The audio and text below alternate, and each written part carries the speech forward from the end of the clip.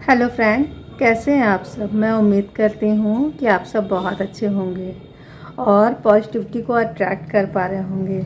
जितना हम positive feel करते हैं ना, उतना ही हम पॉजिटिविटी को अट्रैक्ट करते चले जाते हैं।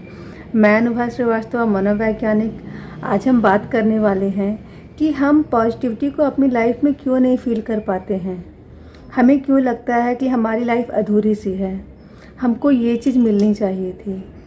दरअसल क्या होता है ना कि जो हमारा माइंड होता है उसको हम जो है अलग अलग शर्तें देने लगते हैं। हम कुछ अपने माइंड में प्लान करके रहते हैं कि हमें ये चीज़ें ऐसे करनी है और इस तरह से ये करने पे हमें ये चीज़ें मिल जाएंगी।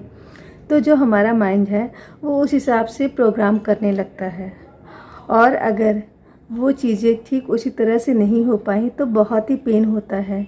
जैसे एक छोटा सा एग्जांपल, सक्सेस हम पाना चाहते हैं, लेकिन सक्सेस इतनी आसानी से नहीं मिलती है, ये हम सभी जानते भी हैं। लेकिन अगर हम एक बार फेल हुए तो हम उस चीज़ को रोक देते हैं, और ये सच बात है कि सक्सेस एक बार में नहीं मिलती है। बहुत प्रयास करना होता है सक्सेस पाने के लिए। बार बार चढ़ना होता है, बार बार गिरना होता है, मन को एक हौसला देना होता है, मन को ये विश्वास दिलाना होता है कि एक दिन तुम्हारी जीत होगी, लेकिन हारना नहीं होता है।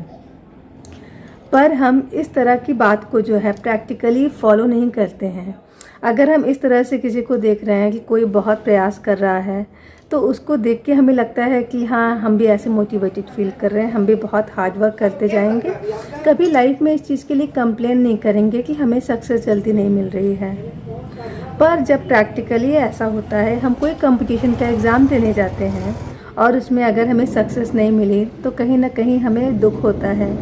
देखिए, दुख होने में तो कोई बुराई नहीं है भाई। हम किसी चीज़ की बहुत अच्छे से तैयारी किए हैं, हमें वो चीज़ नहीं मिली है तो कहीं ना कहीं अंदर दुख होगा। लेकिन उस दुख में हम बहुत परेशान होने लगे, अपने पूरे दिन, अपने पूरे हफ्ते हम बस खोए रहें उसी चिंता में कि हमें सक्सेस नहीं मिली, हमें सक्सेस नहीं मिली, हमें ये चीज़ चाहिए था, हमने तो ये प्लान करके रखा था, लेकिन सब के सब सपने टूट गए। देखिए, अगर आप लाइफ में फ़ेल हो रहे हैं, किसी कंपटीशन को नहीं क्लियर कर पा रहे हैं, ठीक है, आप दुखी होइए, लेकिन उसका एक टाइम रखिए। थोड़ी टाइम के लिए आप दुखी होइए, लेकिन उसके बाद ना आप ये सोचिए कि कहीं ना कहीं कुछ कमी रह गई होगी मेरे में। अब ना हम और ज़्यादा हार्ड वर्क करेंगे, और अपने टाइम को बिल्कुल बर्बाद मत कीजिए। आप जो है तैयारी में लग जाइए। आप इस तरह से तैयारी कीजिए कि आपको याद रहे कि जो पिछले टाइम आपने जो मिस्टेक की थी वो इस बार नहीं होनी चाहिए, क्योंकि ज़िंदगी बार बार मौके नहीं देती है। मैं बहुत लकी हूँ कि मुझे दोबारा मौका मिला है। इस तरह की सोच के साथ ना आप फिर से हार्ड वर्क शुरू करते जाइए और डिसाइड कीजिए कि मुझे तो सक्सेस पाना ही है, मुझे मिलेगी सक्सेस। पूरे प्रयास से लगिए। मतलब एक सिंपल सी बात है कि हमारा काम सिर्फ कर्म करना है, हमें फल कब मिलेगा ये ऊपर वाला डिसाइड करेगा। पर हमें अपने काम को ना बहुत ही ईमानदारी से करना चाहिए। आप अगर स्टडी कर रहे हैं ना, तो खुद के लिए कीजिए, अपने पेरेंट्स को या किसी को दिखाने के लिए स्टडी मत कीजिए। बहुत से लोग ऐसे भी होते हैं जो कि थोड़ा सा दिखावा करते हैं। आप लोगों के माइंड में बहुत हाईलाइटेड हो जाते हैं, लोगों के दिमाग में आता है देखो ये कितनी तैयारी कर रहा है, कितनी तैयारी कर रहा है।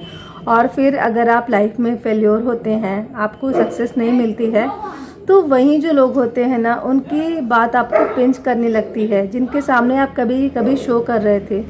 इसलिए हार्ड वर्क कीजिए, खुद के लिए कीजिए, जितना एफर्ट दे सकते हैं देते रहिए, जो आपका काम है उसको करते रहिए। आगे क्या होगा उस फल की आप चिंता मत कीजिए, फल तो निश्चित मिलेगा ही मिलेगा।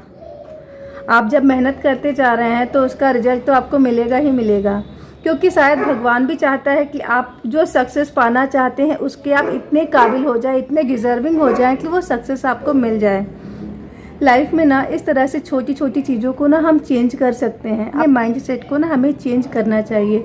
कुछ ऐसी एक्टिविटीज़ प्लान करना चाहिए जिससे कि हमारा माइंड पॉजिटिव डायरेक्शन में सोचे, क्योंकि अक्सर होता है कि जब पढ़ाई करने बैठे तो दिमाग में तरह तरह के विचार आने लगते हैं।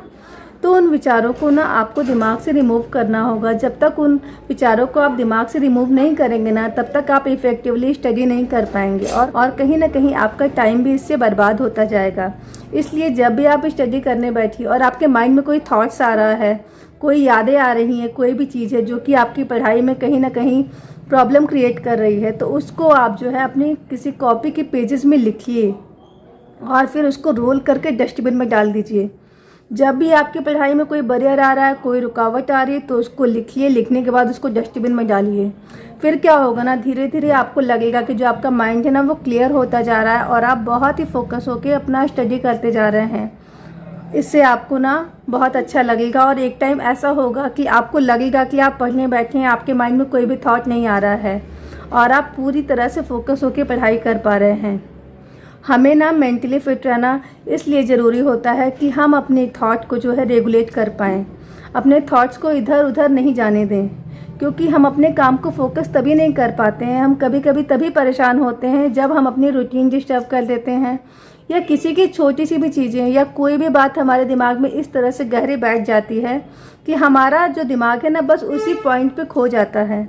तो दिमाग में अगर इस तरह का कोई पॉइंट है ना जिससे कि आप डिस्टर्ब हो रहे हैं, तो उसको आप ज़रूर लिखिए और उसको फेंकिए जब तक कि आपके दिमाग से रिमूव ना हो जाए। जब वो थॉट आपके दिमाग में है उसको लिखिए, फिर डस्टबिन में डालिए। इस तरह से ना अपने माइंड को क्लियर करते जाइए। जितना अपने माइंड को आप क्लियर करेंगे ना उतना ही ज़्यादा आप मेंटली फिट रहेंगे और आप जो है अपनी लाइफ में खुद को ग्रो कर पाएंगे।